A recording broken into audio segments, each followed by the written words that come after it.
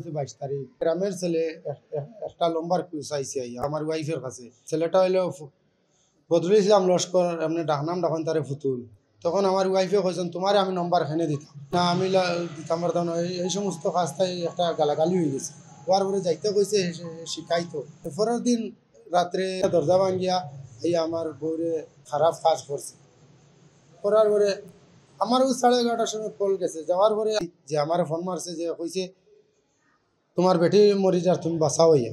Emergency আইসি আইয়া আমার আশপাশ মানুষটা কিছু ডাকিয়া দিয়েছি, হাত পাও বান্ধা মুখও বান্ধা, আর আমার বড় ছেলেটা খান্দে। তখন আমার ছেলেরে জিকাইছি বলে বাবা আমার ঘরে খেয়ে আসলো। কুয়া কইছে বাবা বাইকালা ফুতুল।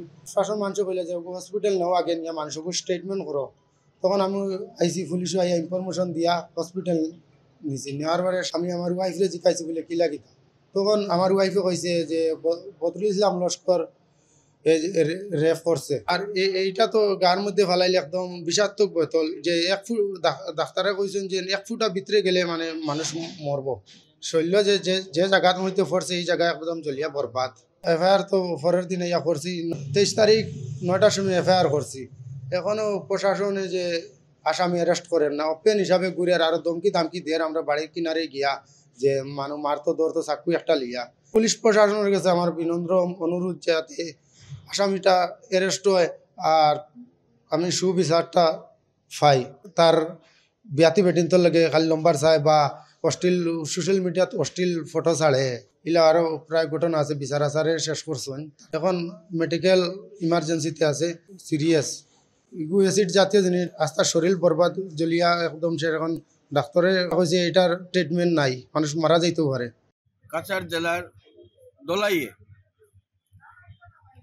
2 সন্তানের জননী একজন মহিলাকে রাতে ঘরে ঢুকে এক দুর্বৃত্ত তাকে দর্শন করেছে এবং প্রাণে মারার চেষ্টা করেছে। তার গায়ে অ্যাসিড ঢেলে তাকে মৃত্যু মুখে ঠেলে দিয়েছে। তিনি এখন মৃত্যুর সঙ্গে পাঞ্জা লড়ছেন। 22শে জানুয়ারি এই ঘটনা হয়েছিল। 23 জানুয়ারি মহিলার স্বামী দলাই থানায় এফআইআর দায়ের করেছিলেন। কিন্তু এতদিন পেরিয়ে যাওয়ার পরও আশ্চর্যজনকভাবে দেখা যাচ্ছে যে পুলিশ অভিযুক্ত ব্যক্তিকে গ্রেপ্তার করতে পারেনি। যে যুবকের বিরুদ্ধে ধর্ষণের অভিযোগ উঠেছে তাকে নিয়ে এলাকায় যথেষ্ট খুব অসন্তোষ রয়েছে বলে আমরা জানতে পেরেছি।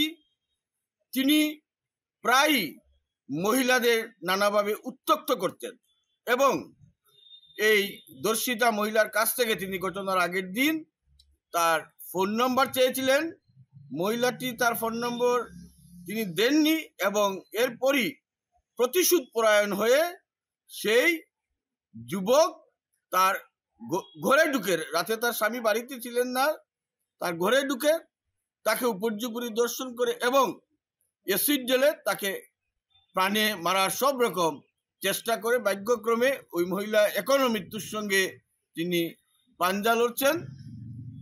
এই অবস্থায় অবিলম্বে যাতে দ্রুততার সঙ্গে তদন্তক্রমে অভিযুক্ত যুবককে প্রদত্ত এজাহারের ভিত্তিতে গ্রেপ্তার করা হয়, তার বিরুদ্ধে কঠোর থেকে কঠোরতর আইনি পদক্ষেপ গ্রহণ করা হয়। আমরা এ ব্যাপারে জোরালো দাবি উত্থাপন করছি। এত স্পর্শকাতর একটি বিষয়ে কেন দলাই পুলিশ সময়োচিত পদক্ষেপ গ্রহণ করতে পারছে না, কেন ঢিলেমি করছে, গড়িমেশি করছে, এটা কোনো অবস্থায় মেনে নেওয়া যায় না।